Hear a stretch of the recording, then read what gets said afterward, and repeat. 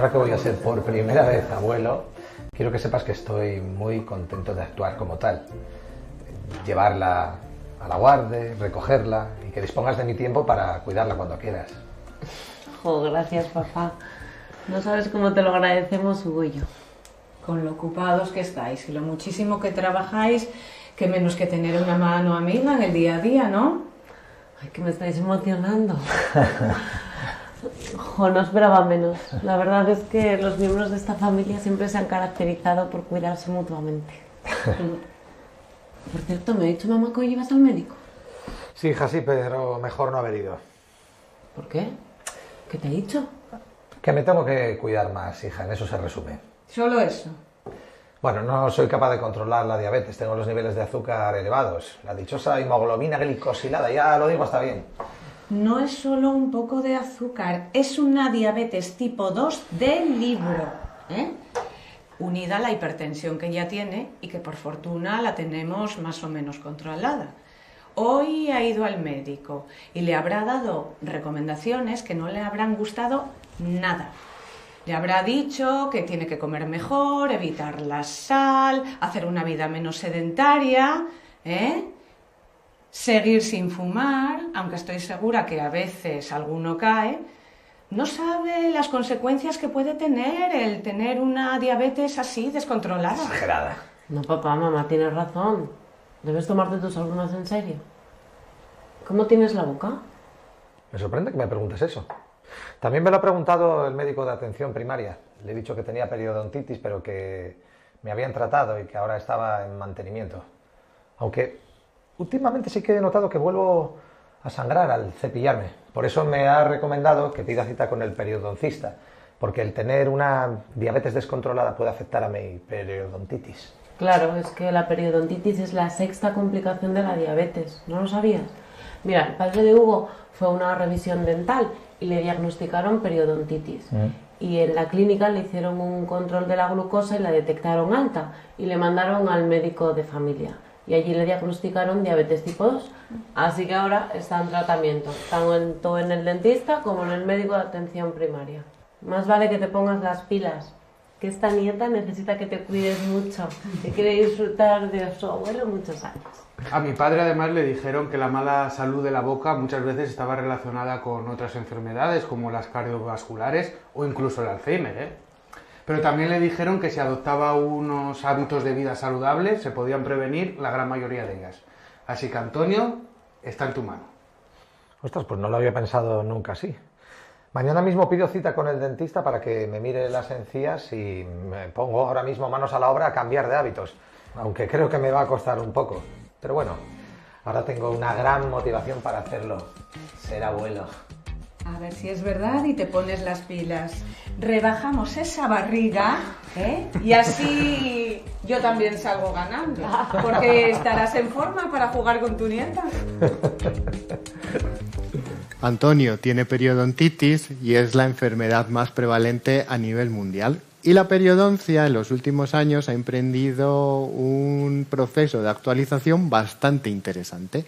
Y de ese proceso de actualización vamos a hablar con la doctora Paula Matesant. Bienvenida, muchísimas gracias por haberte embarcado en este crucero, por esta etapa de la vida. Hemos resumido este proceso de actualización en 3 grandes novedades. La primera de ellas, y no sé si la que más impacto nos ha causado, ha sido el desarrollo y publicación de una nueva clasificación de las enfermedades periodontales y perimplantarias. Paula, ¿nos puedes contar cómo se gestó y qué importancia tiene? Pues sí que es cierto que en los últimos años ha habido como grandes avances, grandes hitos que han marcado no un cambio de paradigma, pero sí un conocimiento más profundo de las enfermedades periodontales y de cómo manejarlas. Y esta nueva clasificación, que seguimos llamando nueva, aunque ya tiene 6 años, pues es el fruto del trabajo de más de 150 expertos que se reunieron en el workshop de periodoncia de 2017 y en el cual participaron algunas personas de España, que están marcadas en la foto con la estrellita, como por ejemplo el doctor Mariano Sanz, el doctor David Herrera o la doctora Elena Figuero. Entonces, bueno, pues esta nueva clasificación se hace ya con un conocimiento de la fisiopatología de la enfermedad mucho más profundo y supone un cambio respecto a lo que conocíamos hasta ahora. ¿Y qué otros aspectos claves, además de un poco esta forma de clasificar la periodontitis en estadios y grados, nos puedes comentar? Pues mira, una cosa que ya se ha mencionado, y es que por primera vez se define lo que es la salud, en este caso la salud periodontal, no como la ausencia de la enfermedad, sino en sí misma, como concepto. Y se define también el concepto de inflamación gingival en un periodonto reducido, es decir, la situación de inflamación en un paciente ya tratado de periodontitis y estabilizado. Y esto marca la importancia de que a estos pacientes, como Antonio, se les haga su mantenimiento, ¿no? Porque siempre tienen esta posibilidad de volver a recaer. Por otro lado, cambia la forma de clasificar las periodontitis que teníamos. Ahora tenemos 3 tipos de periodontitis: las periodontitis asociadas a las enfermedades sistémicas, las periodontitis necrosantes y lo que antes conocíamos como periodontitis crónicas y agresivas, que eran 2 entidades diferentes, ahora son una misma entidad. Ahora son una misma enfermedad que, bueno, pues puede afectar de manera diferente, pero que tenemos que entender como una forma global. Y por último, introduce una diferencia, una novedad respecto a las clasificaciones anteriores, y es que se introducen las enfermedades periimplantarias. Tanto, a lo mejor porque no se ponían tantos implantes antes o porque no éramos conscientes de la patología que llevaban asociada. En otras clasificaciones esto no estaba comprendido. Okay. La segunda gran novedad que ha surgido como consecuencia de este desarrollo de la nueva clasificación ha sido también la creación y publicación de las nuevas guías de práctica clínica para el tratamiento de los diferentes estadios de la periodontitis. Y le vamos a pedir al doctor David Herrera, que es catedrático de la Universidad Complutense de Madrid y chair del Workshop Committee de la Federación Europea de Periodoncia, que nos explique qué son y la importancia que tienen. Buenos días, doctor Herrera. Buenos días, doctor Casas. Buenos días a todos. Muchas gracias por invitarme a participar en esta sesión. Y respondiendo a tu pregunta, efectivamente, las guías de práctica clínica han supuesto un gran avance en el desarrollo de la práctica a nivel clínico de la periodoncia. Date cuenta que en el siglo XX la toma de decisiones en aspectos clínicos estaba basado en una mezcla de elementos, incluyendo lo que el maestro te dice. A partir de finales del siglo XX empieza la medicina basada en la evidencia. ¿Qué significa eso? Que utilizamos las pruebas, los estudios científicos para tomar las decisiones clínicas. Principalmente los ensayos clínicos aleatorizados, y los tratamos de mezclar en revisiones sistemáticas. Y lo que tomamos como elemento crítico para la decisión es la eficacia. Es decir, si una intervención A reduce la bolsa periodontal 2 milímetros y una intervención B reduce la bolsa periodontal 1 milímetro, prefiero la intervención A. Las guías de práctica clínica van un paso más allá. Está la eficacia, por supuesto, pero también se incluyen en el análisis muchos otros factores relevantes. Por ejemplo, los efectos adversos, los costes económicos, el impacto sobre la equidad, la aceptabilidad por parte del paciente o por parte del profesional de esas intervenciones. Por tanto, una eficacia de 2 milímetros versus 1 milímetro no es una razón suficiente, y eso es lo que la guía de práctica clínica hace. Un análisis mucho más completo de los factores que involucran a la toma de decisiones. Estas guías de práctica clínica se utilizan mucho en medicina, pero se estaban utilizando muy poco en odontología. Por eso, la Federación Europea de Periodoncia en 2018 pone en marcha un proyecto para hacer guías de práctica clínica. La primera, para el tratamiento de la periodontitis en estadios 1 a 3, se publica en el año 2020, y la segunda, para el tratamiento de la periodontitis en estadio 4, se publica en el año 2022. Ambas han sido adaptadas, traducidas y adaptadas por la Sociedad Española de Periodoncia para su uso en España. ¿Por qué?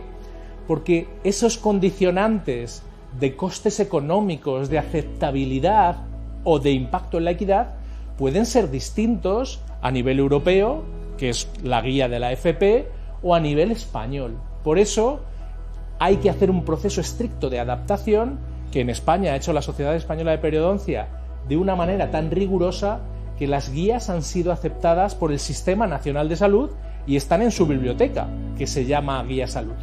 Y a partir de este momento, con estas guías disponemos de recomendaciones claras para toma de decisiones clínicas una vez que tenemos diagnosticado a un paciente con cualquier estadio de periodontitis. Por tanto, en mi opinión, es un impacto fundamental para la práctica clínica de la odontología en general y de la periodoncia en particular en España. Además, también se ha desarrollado la guía de prevención y tratamiento de las enfermedades periimplantarias y le vamos a preguntar también al doctor Herrera qué aspectos más relevantes nos aporta esta guía. Bueno, Agustín, una vez hecha la guía de práctica clínica para el tratamiento de la periodontitis en distintos estadios, un paso muy importante, pero también un reto, era hacer una guía para la prevención y para el tratamiento de las enfermedades periimplantarias. El reto porque en este mundo, en este campo, hay menos evidencia científica y, por tanto, hacer recomendaciones sólidas podría ser más difícil. Pero al mismo tiempo, muy importante, porque esta patología se está convirtiendo en algo muy relevante para nuestra práctica clínica. Yo destacaría de esta guía para el tratamiento y la prevención de las enfermedades periimplantarias, primero, el enfoque preventivo. Se da mucho énfasis a la prevención, incluso una prevención nueva que se llama primordial y que se realiza incluso antes de que tengamos los implantes. Por ejemplo, tratando la periodontitis o haciendo que un paciente deje de fumar en los momentos previos a la planificación del caso de implantes. Pero también es muy importante entender que las intervenciones para tratar la mucositis periimplantaria son terapéuticas, porque tratan, pero también preventivas, porque sirven para controlar, si se realiza el mantenimiento adecuado, el riesgo de sufrir periimplantitis más adelante. Y finalmente, el reto de la periimplantitis, lo que demuestran los estudios y el análisis riguroso de la guía de práctica clínica es que hay muchas intervenciones con altos costes económicos y elevada morbilidad que no tienen ningún sustento científico o este es muy limitado. Y por tanto no se pueden hacer recomendaciones de uso, al menos a día de hoy. Es preciso más investigación. Tenemos algunas técnicas y algunos procedimientos que sí pueden ser recomendados, pero hay muchos otros en los que debemos de ser muy cautos, insisto, debido tanto a su coste económico como a su morbilidad y a los beneficios no tan adecuados que se esperan de estos procedimientos. Bueno, muchas gracias, doctor Herrera. Es muy interesante el ver cómo las guías hay muchos puntos de vista que hay que tener en cuenta y que la evidencia es primordial. Y vamos a pasar a la tercera novedad, que es la relación existente, que ya está más que demostrada, más que una novedad. Yo creo que ya podríamos empezar a decir que ya es un hecho, entre salud bucal y salud sistémica. Y para ello vamos a contar, bueno, Paula, que te has incorporado al debate. Hola. Hola. También vamos a contar con la doctora Ana Echevarría, que es directora científica de la revista Cuida tus encías. Bienvenida y gracias por estar aquí. Y el doctor Alex Arredondo, investigador de la D+D en el Dentite Research Center. Empezamos contigo, Ana, Vale. si te parece bien. ¿Podemos decir con rotundidad que existe una relación entre la salud bucal y la salud general? ¿En qué patologías nos podrías así decir? Bueno, ya lo has dicho tú ahora al principio, es una realidad. Vanessa en el bloque de antes lo ha explicado de una manera sublime, yo creo, ha sido estupendo. Yo me estaría toda la mañana escuchándolo solo a ella porque lo ha hecho fenomenal. Y yo creo que sí, que ya sabemos que existe. Vamos un poquito a enmarcar en la sesión que haremos ahora con las patologías que tenemos más claras, y también a lo largo de esta sesión lo que haremos es hablar sobre los mecanismos que ya nos han introducido antes. Sabemos que existe una relación bidireccional entre enfermedad periodontal y diabetes, quizás esta es la que está más consolidada. También tenemos una asociación entre enfermedad periodontal y algunas enfermedades cardiovasculares. Sabemos el infarto, también la hipertensión, lo hemos visto en el vídeo, entre enfermedad periodontal y enfermedades reumatoides. Y yo creo que la novedad de esta sesión que empezamos a introducir y que también vamos a hablar en este bloque, la asociación que hay también entre enfermedades periodontales y enfermedades cerebrovasculares o degenerativas, que esto es algo que ha sido una de las grandes aportaciones de SEPA en este último año. Muy interesante, Ana. Y Paula, mecanismos biológicos. Nos ha introducido un poco Ana, ¿no? Hay mecanismos. ¿Qué mecanismos nos podrías ilustrar así que hacen que podamos visualizar el porqué de estas relaciones? Pues también se ha mencionado de alguna manera, Lorenzo hablaba de estos factores de riesgo compartidos, por ejemplo, pero luego además existen dos factores muy concretos. Uno es lo que también decía Ana, que lo ha dicho Vanessa, lo ha explicado muy bien. Las bacterias se mueven.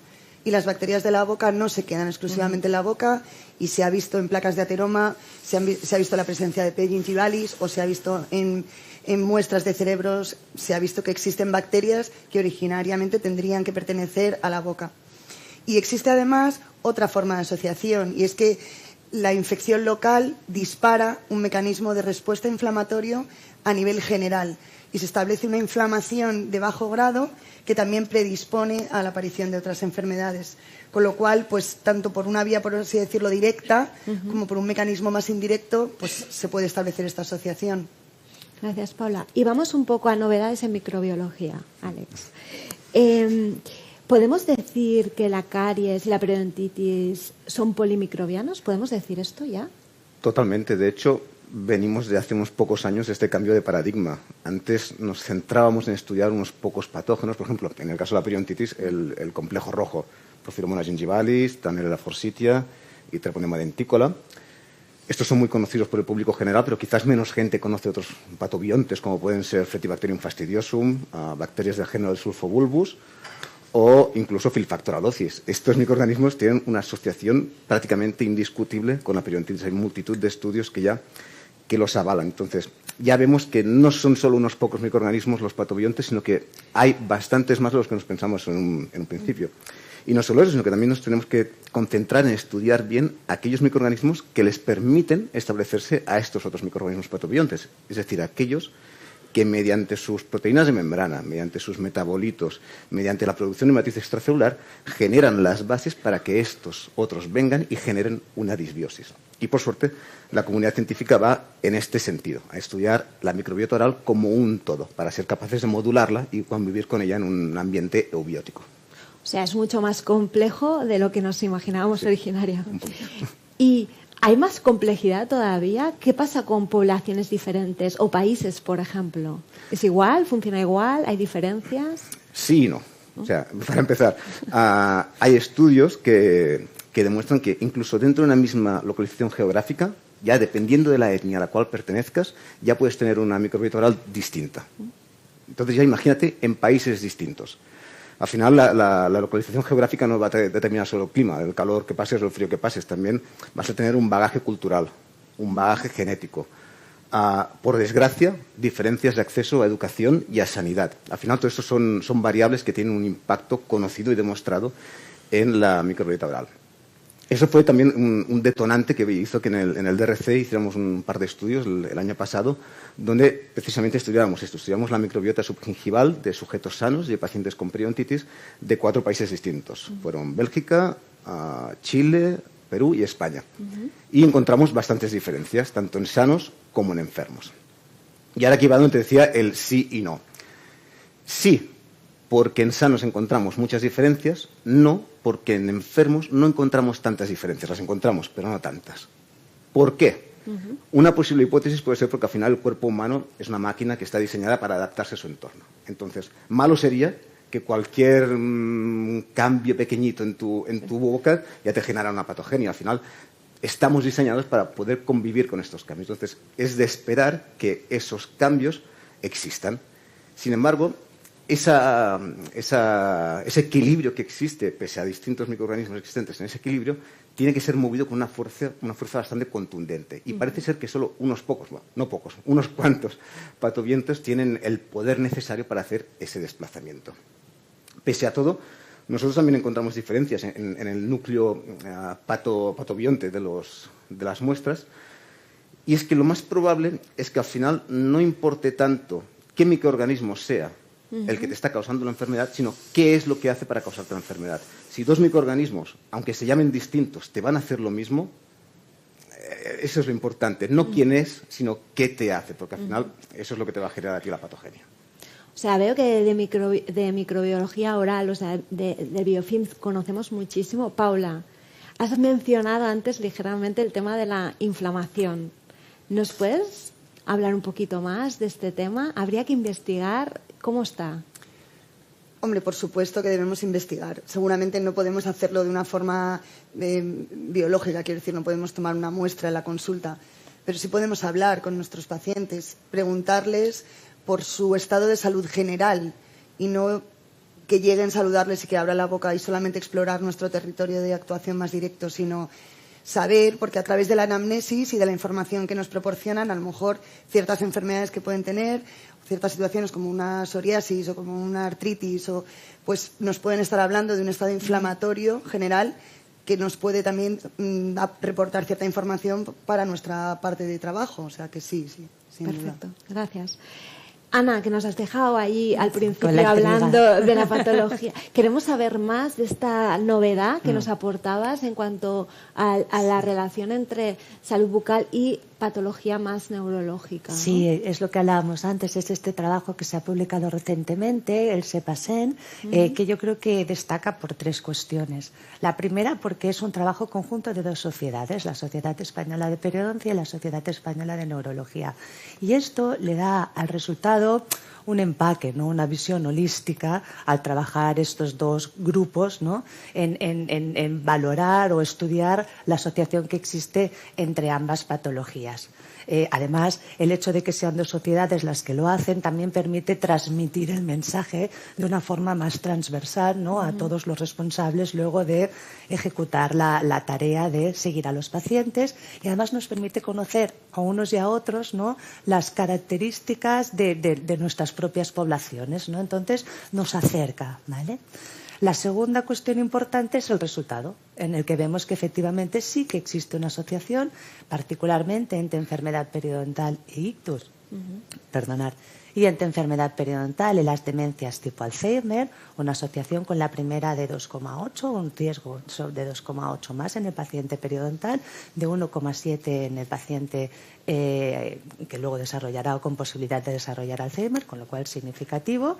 Y esto, pues obviamente, nos ha puesto un poco en situación de alarma a la hora de intentar identificar a estos pacientes. Y luego el tercer elemento importante es lo que sugiere el estudio. No directamente lo demuestra, estamos no como en un camino nuevo, en una nueva vía de investigación, pero lo que sugiere, y eso es lo que nos importa a nosotros desde el punto de vista odontológico, es que seguramente a través de los cuidados clásicos de salud oral, que son la limpieza en casa y las visitas periódicas en el dentista, podemos ayudar a ese paciente a reducir el riesgo. Interesantísimo. Y de una patología que, como dices, habrá que seguir investigando, a una que ya se conoce bastante, ¿no? La relación de la diabetes. Sí. ¿Nos puedes hablar un poquito de esa asociación diabetes-periodontitis? Sí, al final, como decíamos antes, es una asociación bidireccional. Yo creo que ya con lo que nos ha explicado Paula entendemos de qué manera afecta en el paciente periodontal con diabetes el hecho de tener la inflamación periodontal, y luego está también entender cómo la diabetes que sufre el paciente puede afectar también a su estado periodontal. Desde este punto de vista volvemos siempre a la misma cuestión, a la inflamación. Este paciente con diabetes no controlada, esto es muy importante destacarlo, es un paciente que tiene una hiperglucemia, y esta hiperglucemia lo que conduce es a la activación de procesos inflamatorios a través de distintas vías, pues aumento de las citoquinas sistémicas, aumento de neutrófilos, aumentos de AEGs, que son unos productos citotóxicos que producen los pacientes con diabetes. Desde todos estos caminos, ¿verdad?, aumenta esta inflamación, y esto es lo que hace que el paciente periodontal pueda también desequilibrarse. Siempre estamos hablando, ¿no?, de las mismas cuestiones, es lo que queremos en este bloque transmitir. Y Paula, muy ligado con la diabetes, hemos estado viendo Promosalud en las slides que nos están pasando. Es un protocolo, pero ¿en qué consiste? ¿Vale? ¿Y qué impacto puede tener este protocolo? Pues Promosalud es un protocolo, efectivamente, que bueno, tiene origen científico en todo este conocimiento que estamos destacando, pero que luego existe una figura clave, que es el doctor Miguel Carasol, que trata de llevar todo esto a una realidad clínica. Entonces, con el apoyo también de Dentide, que está haciendo lo posible, pues lo que hace este protocolo, que es un conjunto de recomendaciones para el cribado de ciertas enfermedades generales muy importantes y muy prevalentes, como son la diabetes mellitus y como es la hipertensión arterial, lo que hace es que intenta que sean los profesionales de la salud bucodental los que en la consulta dental ayuden al diagnóstico precoz de estas entidades. Entonces, no es un sistema de diagnóstico, porque nosotros seguimos siendo profesionales de la salud bucodental, sino que es un punto previo un cribado, como digo, para que luego una sospecha de diagnóstico se confirme en los especialistas. Al final, si por las clínicas dentales circula casi la mitad de la población adulta anualmente, muchos de ellos inconscientes completamente de que puedan tener una de estas enfermedades o puedan estar predispuestos a tenerlas, pues qué duda cabe que nosotros podemos ayudar a reducir la prevalencia de estas enfermedades y también sus derivadas funcionales, en la calidad de vida y también, por qué no decirlo, el impacto económico que tiene su manejo. Así que, bueno, de esto se trata. Y tenía la última pregunta para las dos. Al ser un protocolo de estas características, ¿está siendo complicado implantarlo? Y luego, desde el punto de vista del paciente, ¿se valora este protocolo? Yo creo que absolutamente. Yo creo que el paciente que entiende que te preocupas por su salud de una forma global, porque la salud no lo es si solo lo es en una parte de tu cuerpo. Quizá al origen pueda parecerle raro, no lo sé, pero sin duda se alegra de que estés implicado y que pueda ver la clínica como un espacio en el que se provee su salud y que nosotros somos parte de esa cadena. Entonces, bueno, yo creo que si durante mucho tiempo el paciente venía, se tumbaba en la clínica, en el sillón, perdón, y parecía que iba al diván del psicólogo y te contaba sus cosas, y esto era un trabajo también sobre su salud mental, ¿por qué no trabajar en su salud a otros niveles? O sea que yo creo que lo aceptan muy bien. Yo añadiría que una de las dificultades, yo a lo mejor en mi práctica clínica, y yo creo que por eso es muy importante estos congresos, que espero que estén viendo mis higienistas ahí donde esté, es precisamente llevarlo a la higienista, porque al final es ella en muchos espacios odontológicos, no sé, ya no en todos, pero en muchos, desde luego las clínicas periodontales puras como la mía, las que cargan con el peso del mantenimiento del paciente periodontal. Obviamente los dentistas los conocemos y también estamos al caso de, como no puede ser de otra manera, de su situación, pero son ellas las que tienen ese vínculo, ¿no? Y nos pueden ayudar mucho a identificarlo, a también ellas engancharse más otra vez necesitamos también nuevos retos, nuevas cosas que nos permitan tener la sensación de que aportamos más todavía, ¿no? Entonces, yo creo que va a ser muy interesante el impacto que tenga también todo este programa dentro del grupo de las higienistas. Bueno, pues hemos llegado al final del debate. Muchas gracias a las tres por todas las novedades que nos habéis aportado. Creo que también nos llevamos muchos deberes de esta etapa, muchas cosas a hacer.